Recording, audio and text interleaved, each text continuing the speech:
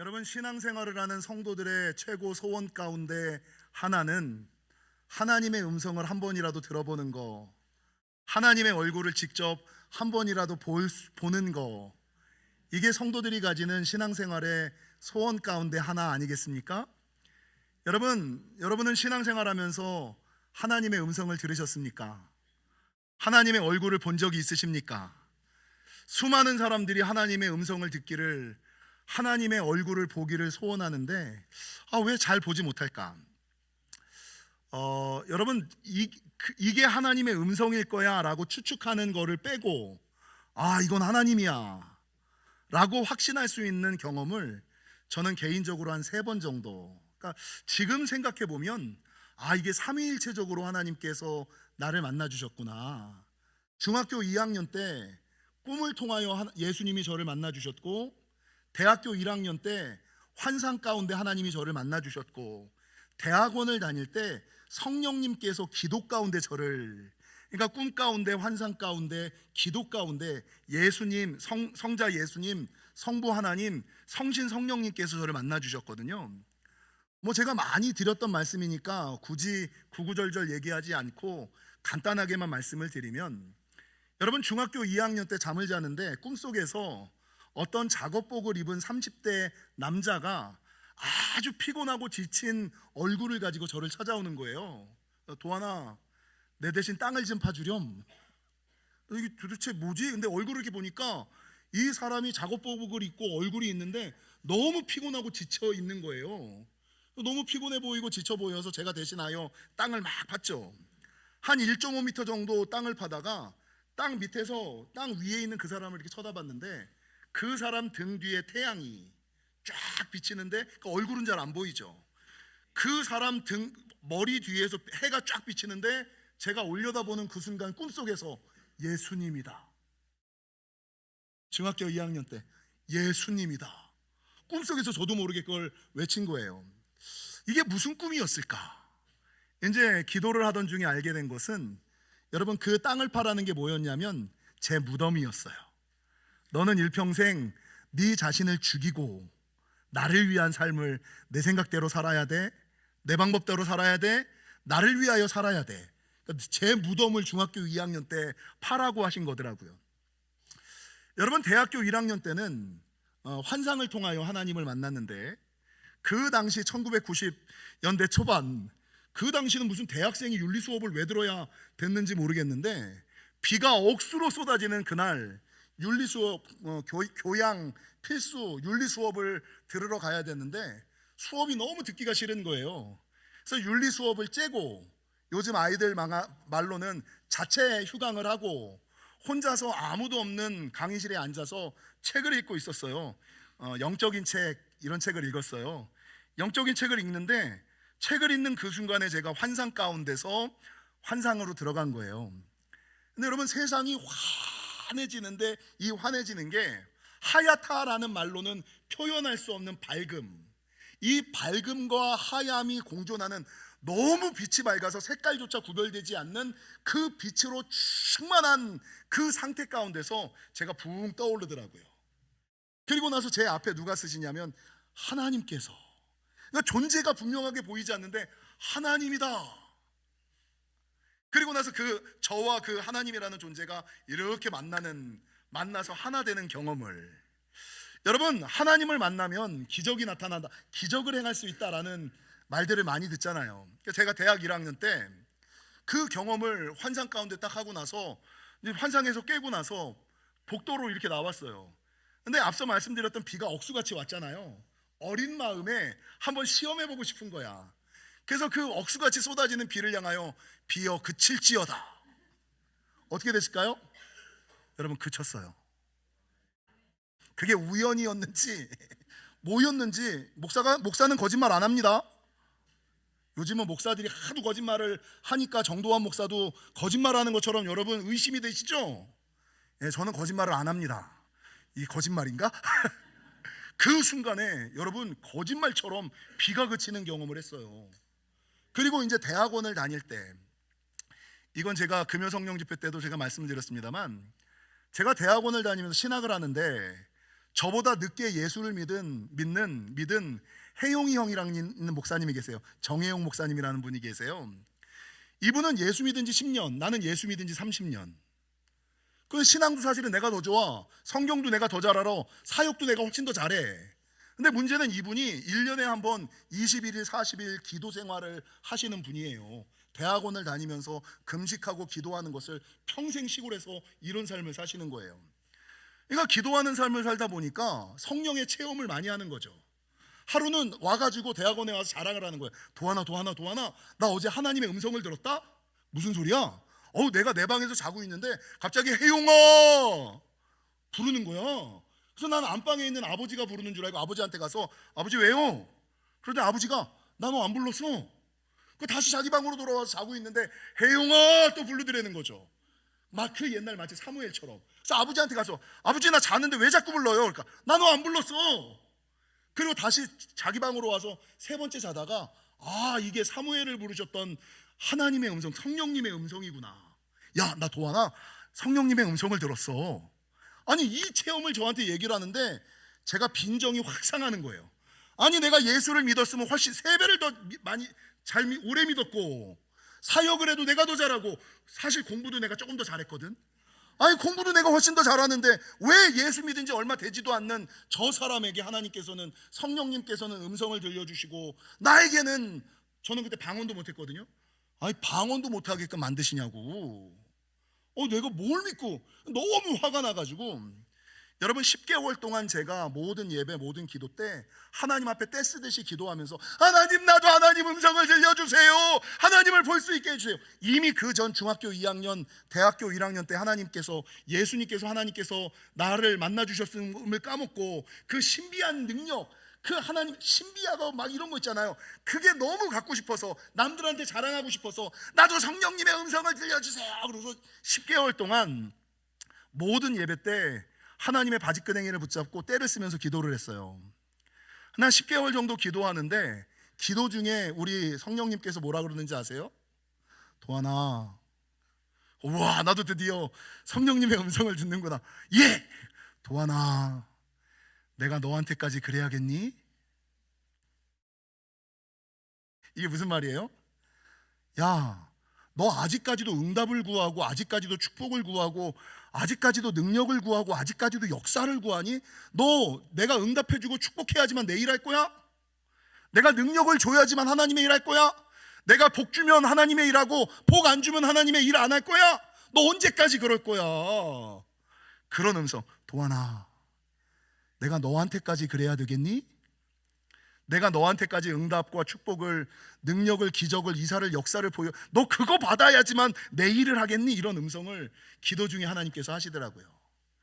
그 음성을 듣는 순간에 제가 대학원 다닐 때 하나님 앞에 일평생 결심하고 결단한 게 있어요. 하나님, 나는 일평생 하나님이 응답하지 않으셔도, 일평생 하나님이 축복하지 않으셔도, 하나님께서 은사와 능력과 그 어떤 것을 보여주지 않으시더라도 하나님, 나는 하나님께서 신경 쓰지 않는 사람이 되겠습니다.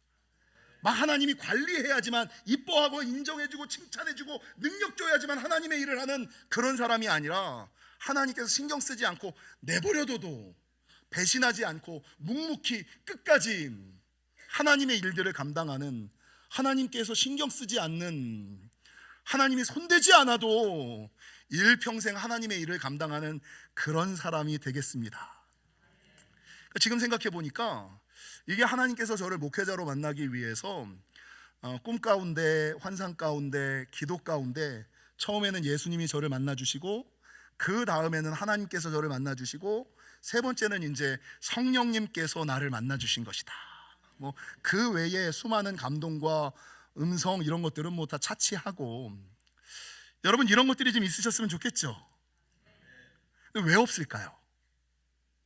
일평생 내가 하나님의 음성을 한 번만이라도 들으면, 내가 하나님의 조난을 한 번만이라도 보면 내가 지금과는 다르게 열심히 믿고 열심히 다닐 거라고 생각을 하잖아요.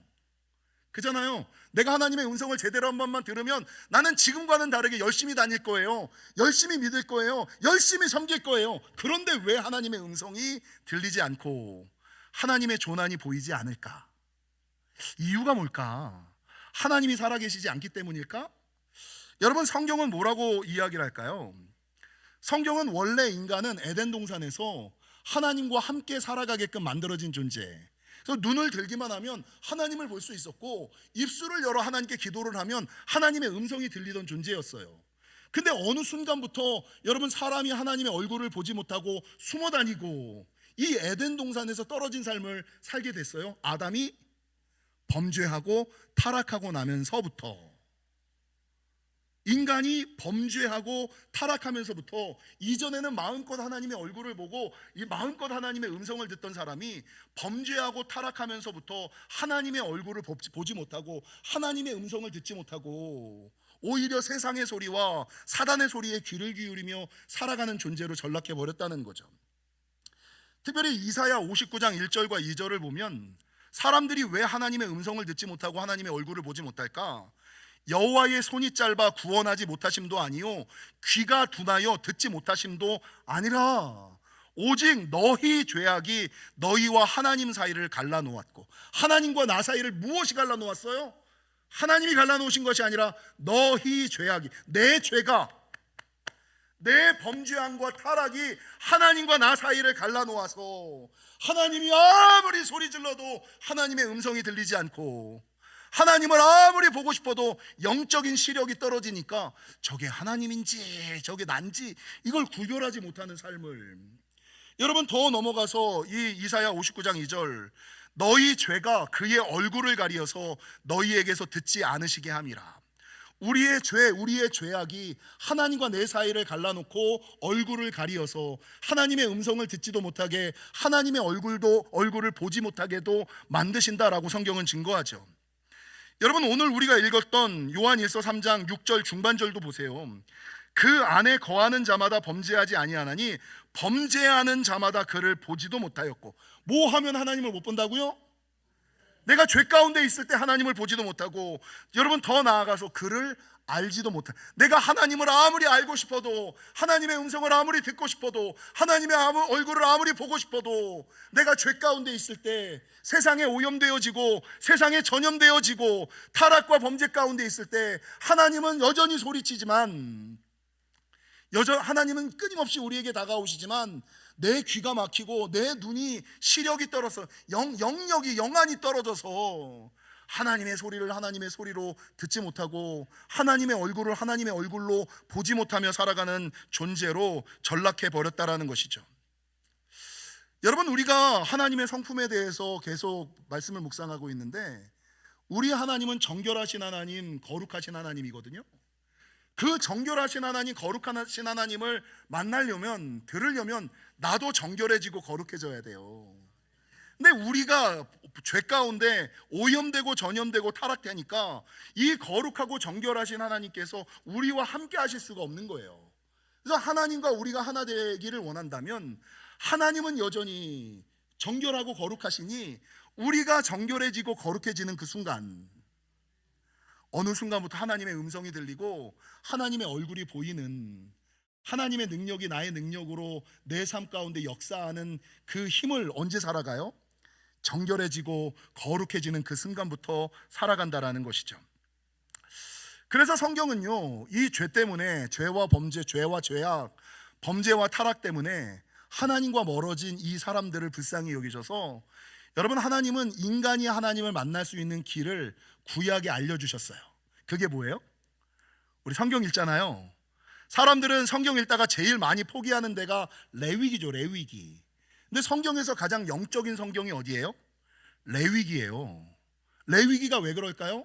사람이 하나님과 가까워지고 사람이 하나님을 만나는 방법을 보여주는 말씀이 레위기이기 때문이에요. 그리고 이 레위기 11장에서 15장은 정결례라고 해서 불결했던 인간이 어떻게 정결해져서 하나님께 나아갈 수 있는지를 보여주는 게 11장에서 15장까지의 기록이라는 거죠. 여러분, 나아가 마태복음 5장 8절, 마음이 청결한 자는 복이 있나니 그들이 하나님을 볼 것이며, 마음이 청결해야만 하나님을 볼 수 있다라고 성경은 증거하고 있고, 오늘 우리가 읽었던 본문 3절, 주를 향하여 이 소망을 가진 자, 하나님의 음성을 듣고 하나님을 보고 싶어하는 소망을 가진 자마다 그의 깨끗하심과 같이 자기를 깨끗하게 하느니라. 하나님의 음성을 듣고 싶으면, 하나님을 보고 싶으면 깨끗해지고 싶은 마음, 정결에 대한 소망과 열망을 좀 가지고 살아가야 된다. 이게 그 말씀인 거예요. 정결에 대한 소망을, 거룩에 대한 열망을 지금 가지고 살아가야지 된다라고 성경은 증거하고 있다는 거죠. 지난 주간에 이 정결이라는 성품에 대해서 묵상하다가 인간의 삶의 단계를 크게 네 단계, 영적인 삶의 단계를 크게 네 단계로 구분할 수 있겠다라는 생각을 했습니다. 여러분, 사람은 태어나면서부터 순결하게 태어나요. 죄가 없는, 세상에 물들지 않는, 세상에 오염되지 않은 순결의 상태로 태어나요. 그러니까 사람은 제일 먼저 순결의 상태, 순결의 단계를 가지고 살아가요. 근데 문제는 이 순결의 상태로 태어났던 사람이 살다 보니 세상의 시험과 유혹, 사탄의 괴계와 장난에 물들어 여러분 불결해져요. 오염되고 타락하는 거죠. 불결한 존재로 변화되어져요. 근데 하나님의 은혜로 믿음을 가진 사람들에게 다시 정결해질 수 있는 길을 하나님이 열어주세요. 그래서 어떤 사람은 순결하게 태어나서 불결하게 된 상태로 영원히 살다 영원히 지옥으로 가는 거예요. 근데 믿음의 사람들은 순결하게 태어나서 불결하게 자라가지만 어느 날 믿음을 가짐으로 말미암아 하나님께서 정결해질 수 있는 새로운 길을 열어주신 거죠. 그리고 이 정결의 과정을 거쳐서 어떤 단계로 나아가느냐, 그제서야 하나님의 음성이 들리고 하나님의 조난을 볼 수 있는 성결의 단계. 정결은 순간순간, 아주 짧은 순간 깨끗해지는 것이라면 성결은 늘 그 정결을 유지할 수 있는, 늘 말씀 가운데 기도 가운데 살아가니 어떨 때는 신앙이 좋았다, 어떨 때는 신앙이 나빴다, 들쑥날쑥하는 신앙이 아니라 늘 거룩을 지키며 마음을 깨끗이 하고 세상에 물들지 않는 신앙을 가지고 살아가는 이 정결을 유지할 수 있는 단계가 기독교의 7대 교파인 성결교가 추구하는 성결이에요. 할렐루야. 그리고 이 성결의 단계, 정결의 단계부터 하나님의 음성이 들리고 성결의 단계에 들어갔을 때 하나님을 보고 하늘의 능력이 부어지는 삶을 살아갈 수 있다라는 것이죠. 특별히 여러분, 성경을 보면 구약에서는 하나님께서 성결을 이야기하지 아니하고 청결을 얘기해요. 청결을 얘기를 해요. 이 청결이라는 것이 무엇일까? 여러분, 청결이라는 것은 내 외부와 환경을 깨끗하게 하는 거예요. 내 외부와 환경. 그러니까 정결해지기 위해서는 제일 먼저 해야 되는 게 뭐예요? 내 외부와 환경을 먼저 깨끗하게 해야지 되는 거예요. 성경에 보면 내가 성령의 능력으로 소재되어졌어요. 내 안에 있는 귀신들을 쫓아냈어. 근데 이거를 완전히 깨끗하게 소재를 하지 않으면 어떻게 되느냐? 한 귀신이 나갔다가 몇 귀신이 들어와요? 7 귀신이 들어오는 거예요. 여러분, 귀신들이 왜 들어올까요? 그 영혼 안에, 마음 안에 먹을 만한 것이 있거든. 죄가 있거든, 악이 있거든, 의심이 있거든, 불신이 있거든. 그래서 치유 사역을 할 때 제가 예전에 많이 들었던 비유가 뭐예요? 파리와 구데기는 어디에 모여요? 쓰레기와 똥덩어리 위에 모이는 거예요. 여러분, 파리가 안 보이는 삶, 구데기가 안 보이는 삶, 정결한 삶을 살아가기를 원한다면 뭐를 치워야 돼요?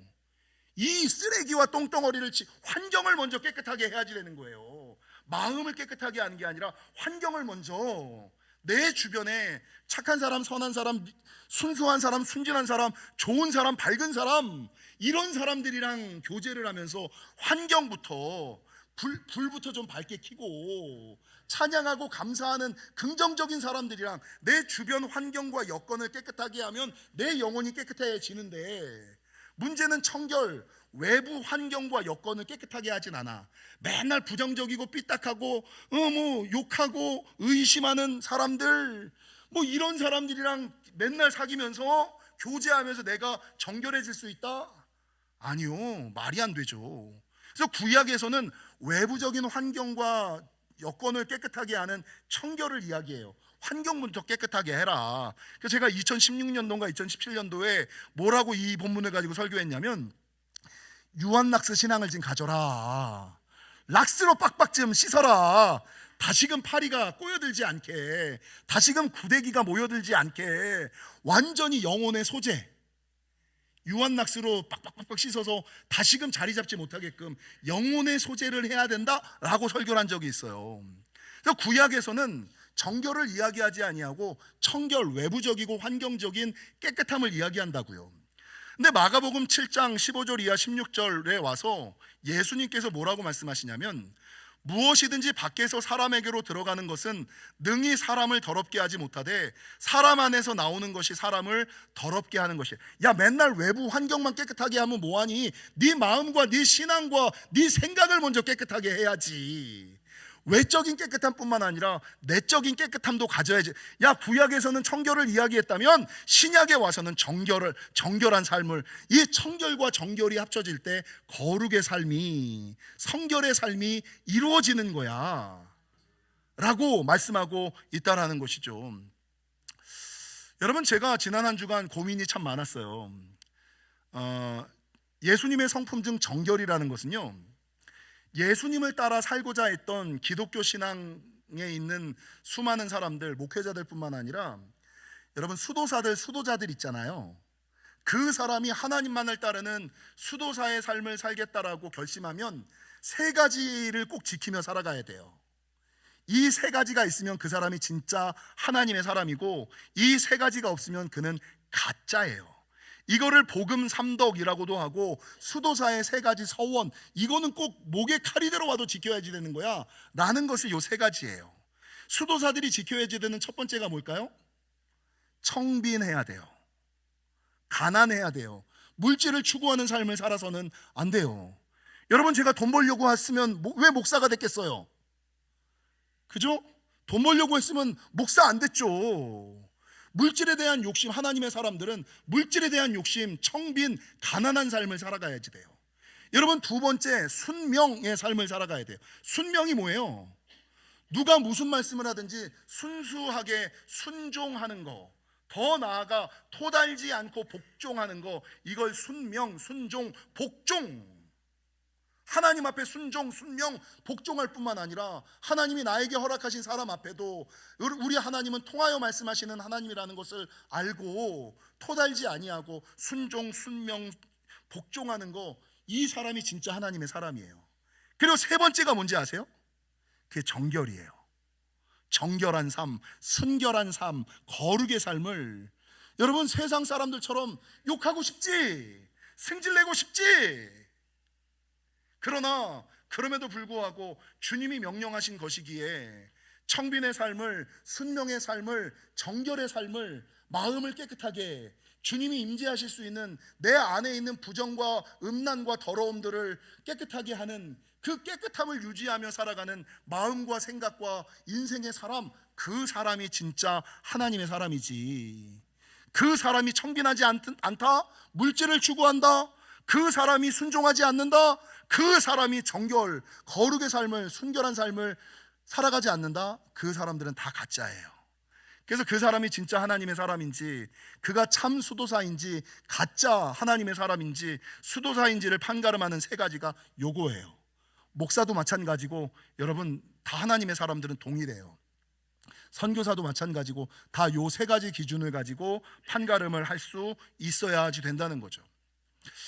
여러분, 제가 이 삶을, 예전에는 제가 20대 때, 나도 수도사의 목회자잖아요. 저도 나름 나도 일평생 이제 하나님께 바쳐진 수도사의 삶을, 정결한 삶을 살아가야지, 20대 대학원 다닐 때 그런 꿈과 기도를 하나님 앞에 많이 했어요. 하나님, 나는 일평생 학처럼, 바위처럼, 대나무처럼, 소나무처럼, 한국에 있는 선비처럼, 그렇게 세상이 어떠하든지 간에 유유자적하게 흔들리지 않고 그런 삶을 살아가는 인생이 되게 하여 주시옵소서. 근데 문제는 한 30년 목회 현장에서 살다 보니까, 여러분, 제가 선비처럼 조용하게, 소나무처럼 흔들리지 않고, 바위처럼 묵직하게, 대나무처럼 지조 있게 살아가는 신앙이 아니라 시장 좌판의 장사치처럼, 학처럼이 아니라 참새처럼 쪼잘쪼잘쪼잘쪼잘쪼잘쪼잘쪼잘쪼잘쪼잘 소나무나 대나무처럼 기계 있게 흔들리지 않고 살아가는 것이 아니라 이 사람이 이런 얘기하면 이렇게 흔들리고 저 사람이 저런 얘기하면 저렇게 흔들리고 갈대 같은 아이고 그런 신앙생활을 하고 있더라고요. 여러분 저만 그렇습니까? 여러분 어떠십니까? 선비처럼 학처럼 바위처럼 소나무처럼 대나무처럼 세상에 휘둘리거나 흔들리지 아니하고 말씀만 바라보며 제가 예전에 기도했던 것처럼 하나님 나는 하나님 신경 쓰게 하는 사람 되지 않게 하겠나이다 그런 믿음을 가지고 여전히 살아가는지 아니면 별것도 아닌데 건강의 문제 조금 있고 물질의 문제 조금 있고 자녀의 문제 조금 있고 부부의 문제 조금 있으면 별것도 아닌 거에 그냥 귀를 크게 때려가지고 그래서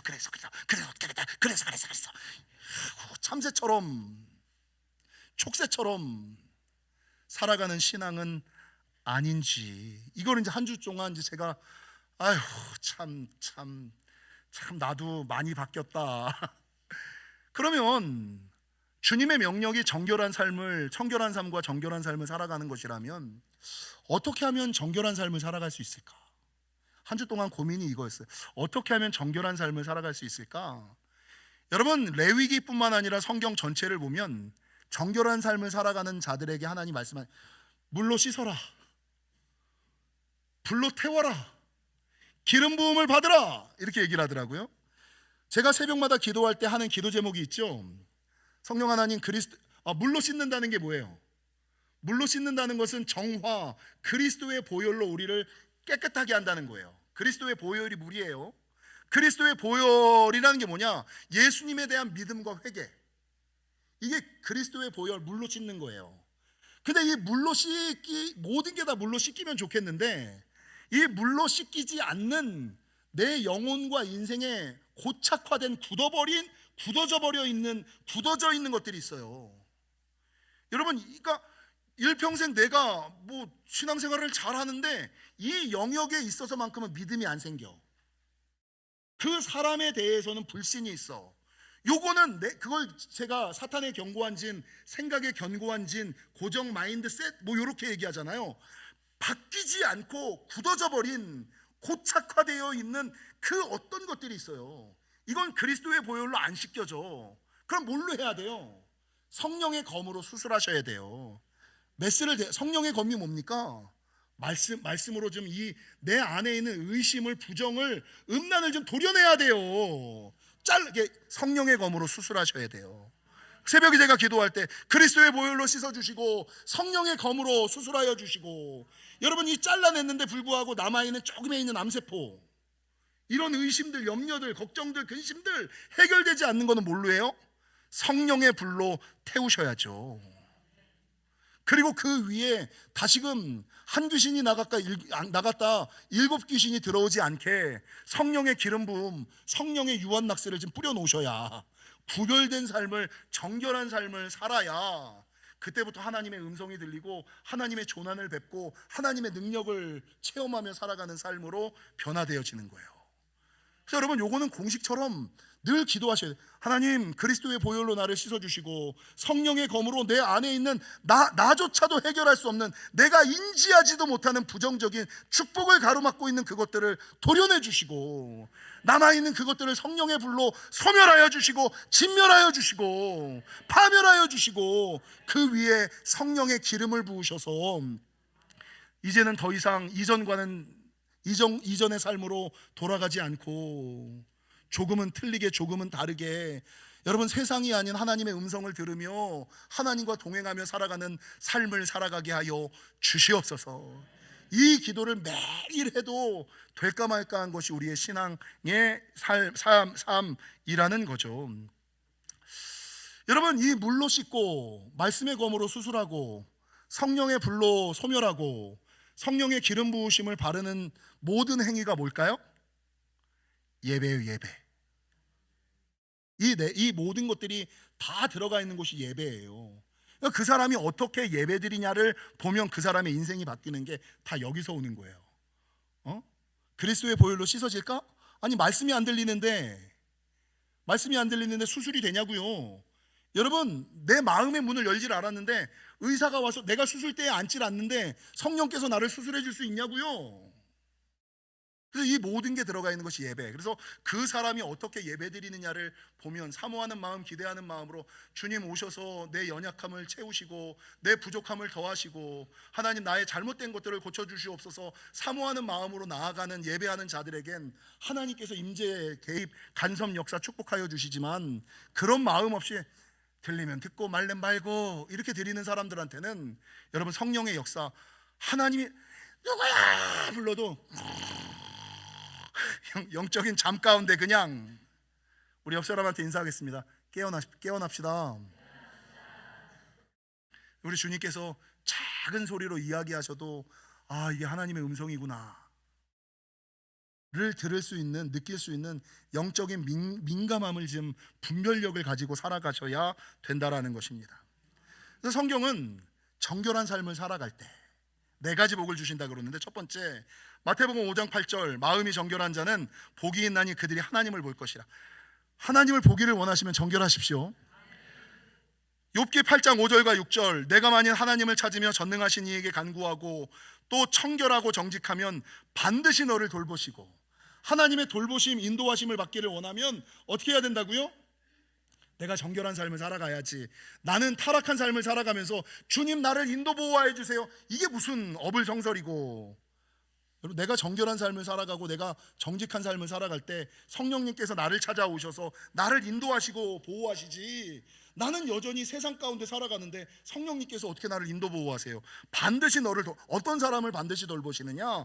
청결하고 정직한 사람, 내 의로운 처소를 평안하게 하실 것이라. 나뿐 아니라 내 가정을 언제 하나님이 지키세요? 내가 정결하게 살아가고 정직하게 살아가려고 할 때. 세 번째 디모데후서 2장 21절 그러므로 누구든지 이런 것에서 자기를 깨끗하게 하면 귀 쓰는 그릇이 되어 거룩하고 주인의 쓰심에 합당하며 모든 선한 일에 준비함이 됨이라. 하나님이 나를 언제 쓰세요? 내가 깨끗한 그릇이 될 때. 그러니까 주님께서 성령을 폭포수같이 붓고 싶은데 내 그릇이 여전히 설거지가 안 돼 있어. 부면 오염돼. 여러분, 그릇이 깨끗하지 못해서 성령이 부어졌는데 그 성령의 부어짐까지 오염시키는 사람들을 뭐라 그래요? 은사주의자라 그러잖아요. 내가 삶이 깨끗하지 않으니까 성령의 능력이 부어지니까 이 성령의 능력까지도 오염을 시켜버려. 그 세상에서 교회에 문제 일으키는 사람들, 영혼의 상처 실족하는 사람들, 이게 다 은사주의자들 아니에요? 그릇이 깨끗하지 않으니까, 정결의 삶, 거룩의 삶을 자기는 살지 않으면서 능력만 추구하니까. 네 번째 시편 73편 1절 하나님이 참으로 이스라엘 중 마음이 정결한 자에게 선을 행하여. 하나님이 언제 선한 하나님, 좋으신 하나님으로 우리에게 다가오세요? 언제 선한 일을 행하세요? 내가 정결할 때, 내 마음이 정결할 때. 아니, 정결하지는 못해도 정결하게 살려고 기대하고 기도하고 나아갈 때, 몸부림칠 때, 이게 정결한 자에게 주시는 하나님의 은혜와 축복이라는 거죠. 여러분, 성경에는 이 정결한 삶을 살아가는 사람이 많은데 가장 대표적인 사람이 나실인과 욥이에요. 나실인은 하나님을 위하여 일평생 세 가지를 칼같이 지켰죠. 술을 먹지 아니하고 머리카락을 자르지 아니하며 시체를 가까이. 이게 뭘 의미하는 거예요? 하나님을 위하여 포기하는 걸 얘기하는 거예요. 여러분, 그 당시에 술이라는 것은 물이었어요. 지금 우리가 생각하는 술이 아니라고요. 근데 하나님을 위하여 내 기쁨을 포기한 거야. 여러분, 머리를 여러 가지 있지만 하나님의 일을 하면 사람들에게 잘 보이고 싶어. 근데 머리를 기른다는 건 뭐예요? 사람들에게 잘 보이는 것이 아니라 하나님에게만 잘 보이는 거예요. 시체를 가까이 하지 않는다는 게 뭐예요? 부모가 죽었어, 아빠가 돌아가셨어, 엄마가 돌아가셨어. 근데 내가 나실인이기 때문에 여러분, 인간의 그 혈연 그것까지도 끊어낸, 얼마나 아파요. 그걸 끊어내야 진짜 나실인이고 그걸 끊어내야 진짜 목회자가 되는 거예요. 이 욥은 욥기 1장 15절에 보면 매일 혹시나 살면서 세상의 것들이 나에게 오염되고 전염될까 하여 하나님 앞에 맨날 예배드리는 삶을 살았죠. 근데 욥기 1장 5절에 보면 자기만 그렇게 산 것이 아니라 성경을 읽어드리면 그들이 차례대로 잔치를 끝내면 욥이 그들을 불러다가 성결하게 하되 아침에 일어나서 그들의 명수대로 번제 예배를 드렸다. 나를 위해서만 예배를 드리는 게 아니죠. 혹시나 내 자녀들이 세상에 오염되고 전염되어 정결한 삶이 아니라 불결한 삶을 살아갈까 봐 자녀들을 위하여 명수대로 번제를 드리는 거예요. 그래서 여러분, 예배를 한 번만 드리는 사람도 있는데 우리 교회에 1부 예배 드리고 2부 예배 드리고 오전 예배 드리고 오후 예배 드리는 분들이 계세요. 왜 그럴까요? 한 번 말씀 들었으면 땡이지. 근데 왜 2번 드리고 3번 드려요? 자녀를 위하여, 교회를 위하여, 하나님 나라를 위하여 이렇게 드리는 거예요. 그런 믿음이 있으니까, 사모함이 있으니까, 헌신이 있으니까 하나님께서 여러분 그를 정결하게, 성결하게 하나님의 음성을 들려주시고 하나님의 얼굴을 보여주시고 하나님의 능력을 부어주시는 역사가 여기에 있다라는 것입니다. 사랑하는 성도 여러분, 세상과 사탄은 끊임없이 우리를 오염시키고 전염시키려고 해요. 그래서 불결한 존재를 만들어서 하나님에게서 멀어진, 영의 소리보다 육의 소리를, 하늘의 소리보다 땅의 소리를, 아버지의 소리보다 아저씨의 소리를 더 잘 듣고 믿고 살아가게끔 만들어요. 그러나 이제 우리 하나님의 뜻과 계획을 알았으니 이제는 좀 분별하는 마음을 좀 가지셔서 육의 소리보다 영의 소리를, 땅의 소리보다 하늘의 소리를, 아저씨의 소리보다 아버지의 소리를, 부정적인 소리보다 긍정적인 소리를, 악한 소리보다 선한 소리를, 나쁜 소리보다 좋은 소식을 듣고 살아가시는 저와 여러분이 되시기를 주님의 이름으로 간절히 축원합니다.